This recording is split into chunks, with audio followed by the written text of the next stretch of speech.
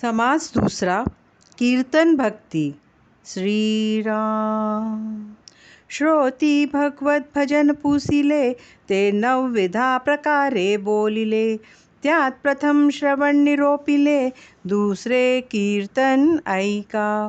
श्री समर्थ म्हणतात की श्रोत्यांनी भगवद्य जनांसंबंधी प्रश्न केला. ते भगवत भजन 9 प्रकारचे आहे म्हणून सांगितले. प्रथम श्रवणाचे वर्णन केले. आता दुसरा प्रकार कीर्तन, त्याचे वर्णन ऐका. सगुण हरी कथा करावी, भगवत कीर्ती वाढवावी. अखंड वैखरी वदवावी, येथा योग्य. भगवंताच्या सगुण चरित्राचे वर्णन करवे, नित्य हरिकथा करवावी.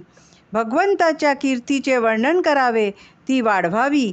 आपल्या वैखरी वाणीच्या अखंड यथायोग्य उपयोग करून भगवद्य वर्णन तिचेकडे अखंड करवावे.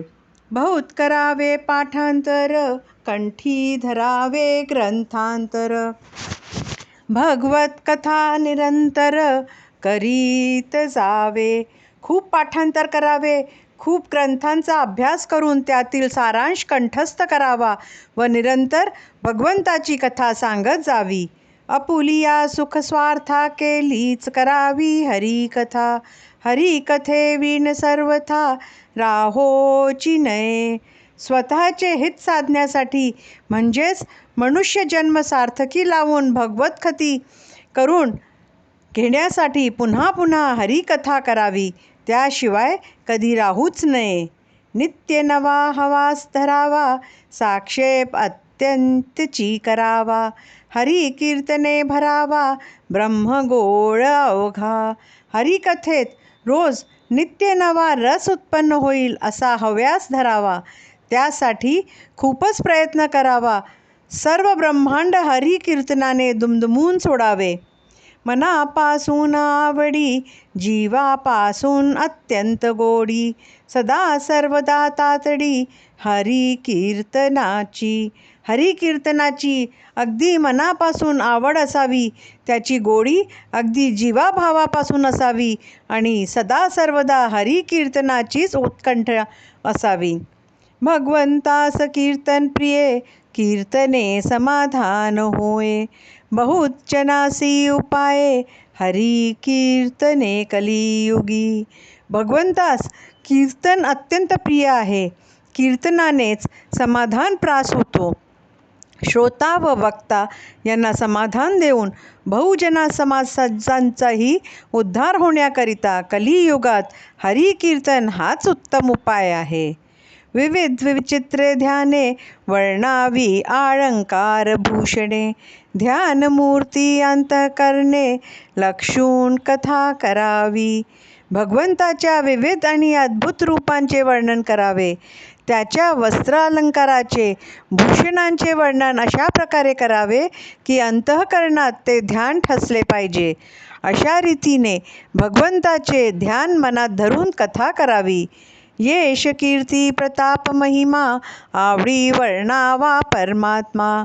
जेने भगवत भक्तांचा आत्मा संतुष्ट होय.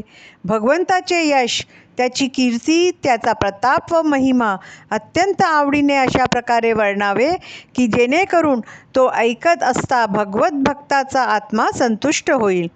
कथा अन्वय लापनिका, नामघोष करताळिका.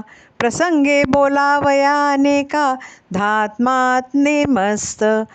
भगवान कथा सांगताना सुसंगती असावी. शब्द पांडित्य वस्तूचे असावे. अधूनमधून भगवंताच्या नामाचा घोष करावा. सर्वांनी रुळया वाजवाव्या. प्रसंगानुसार पुराणादी शास्त्रीय ग्रंथातून वर्णिलेले दृष्टांत आदी प्रसंग तसेच प्रत्यक्ष घडलेल्या प्रसंगाची दृष्टांत यांचा उपयोग विवेचन नीट समजवण्याकरिता करावा. टाळ मृदांग हरी कीर्तन, संगीत नृत्य ज्ञानमान. नाना कथानुसंधान, तुटोंची नेदावे. हरी कीर्तनात रंग भरण्यासाठी टाळ मृदुंग, संगीत नृत्य तान मान यांचा उपयोग करावा. पण या सगळ्यांमध्ये कथेचा मागचा पुढचा संबंध तुटणार नाही याची काळजी घ्यावी. करुणा कीर्तनाच्या लोटे, कथा करावी घडघडाटे. श्रोत्यांची श्रवणपुटे, आनंदे भरावी. कथा सांगताना करुण रसाचा आविष्कार व्हावा, करुण रसाचे लोट वाहतील अशा घडघड्याने कथा करावी आणि श्रोत्याने कान आनंदाने भरून ऐकावेत. कंप रोमांच स्फुराने, प्रेमाश्रुसहित गाणे. देवद्वारी लोटांगणे, नमस्कार घालावे. कंप, रोमांच, स्फुरण, प्रेमाधू इत्यादी अष्टसात्विक भाव प्रगट होतील अशा प्रकारे कथा करावी. प्रेमाने भगवंताचे गुणगान करून देवद्वारी लोंगणे नमस्कार घालावेत. पदे दोहडे श्लोक प्रबंध, धाटी मुद्रा अनेक छंद. बीर भाटी विनोद प्रसंगे करावे. प्रसंगानुसार पदे, दोहे, श्लोक, प्रबंध, धाटी, मुद्रा, अनेक छंद, वीरश्री निर्माण करणारे भाषण व विनोद यांचा उपयोग करावा. नाना नवरसिक शृंगारिक गद्य पद्याचे कौतुक. नाना वचने प्रस्ताविक, शास्त्राधारे बोलावी. कथेमध्ये रुंगासकट नवरस वसावेत. उत्तम गद्य पद्य वांग्य बोलावे. शास्त्राधारे प्रसंगाला अनुसरण नाना वचने बोलावेत. भक्त ज्ञान वैराग्य लक्षण, नीती न्याय स्वधर्म रक्षण. साधन मार्ग अध्यात्म निरूपण, प्रांजळ बोलावे. कीर्तनात भक्ती, ज्ञान, वैराग्य यांची लक्षणे तसेच नीती, न्याय व स्वधर्म रक्षण यासाठी काय करावे, विविध साधन मार्ग कोणते आहेत व परमात्मा स्वरूप कसे आहे या संबंधीचे प्रांजळ निरूपण असावे. प्रसंगे हरी कथा करावी, सगुण सगुण कीर्ती धरावी. निर्गुण प्रसंगे वाढवावी, अध्यात्म विद्या. प्रसंग पाहून कीर्तनाचा विषय निवडावा. सगुणाचा प्रसंग असेल तर भगवंताच्या सगुण चरित्राचे कीर्तन वर्णन करावे. निर्गुणाचा प्रसंग असेल तर अध्यात्माचे निरूपण करून अध्यात्म विद्या वाढवावी. पूर्व पक्ष त्यागून सिद्धांत निरूपण करावे नेमस्त. बहुधा बोलणे अव्यायवेस्त, बोलोची नये. प्रथम पूर्व पक्ष त्यागून नंतर सिद्धांत निरूपण नेमस्तपणे म्हणजे यथायोग्य रीतीने करावे. शक्यतो विषयाला सोडून अस्ताव्यस्त बोलूच नये. करावे वेद पारायण, सांगावे जनासी पुराण. माया ब्रह्मीचे विवरण, साकल्प्य वदावे. वेदांचे पारायण करावे, लोकांना पुराण सांगावे, तसेच माया ब्रह्म या संबंधीचे सांगोपांग विवरण करावे. ब्राह्मण्य रक्षावे आदरे, उपासनेची भजनद्वारे. गुरु परंपरा निर्धारे, चढोचने दावी. ब्राह्मण धर्माचे आदराने रक्षण करावे, भगवंताची उपासना भजनाद्वारे रक्षण करावी आणि आपली गुरु परंपराच निर्धारपणे टिकवून धरावी. तीस बाधा येऊ नये. वैराग्य रक्षण, रक्षावे ज्ञानाचे लक्षण.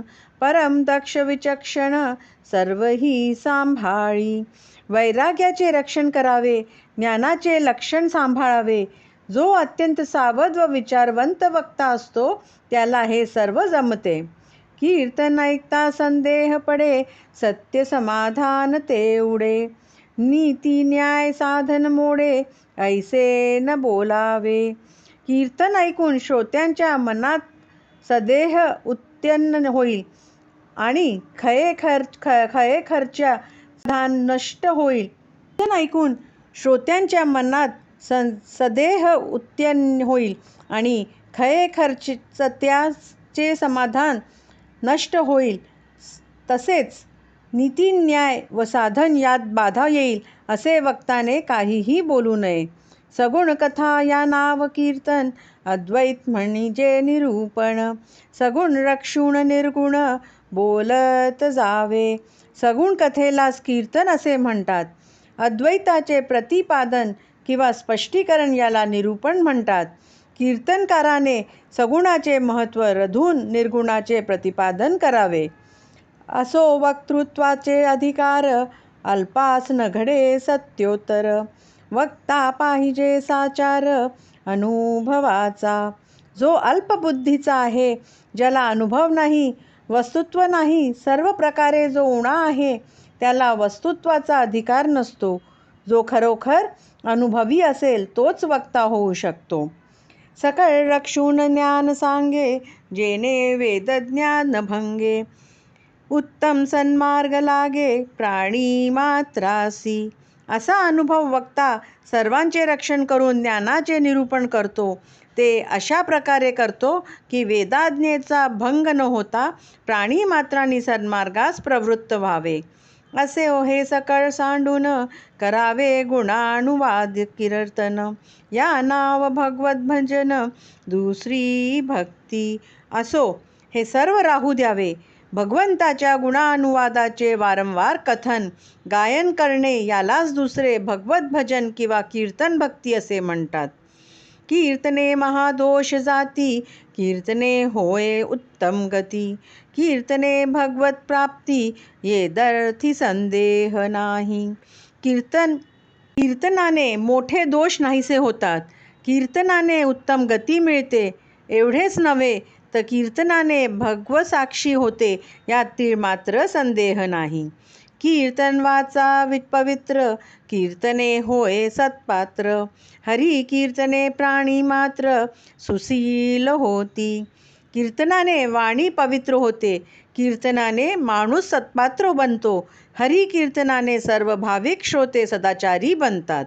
कीर्तने अवेग्रता घडे, कीर्तने निश्चये सापडे.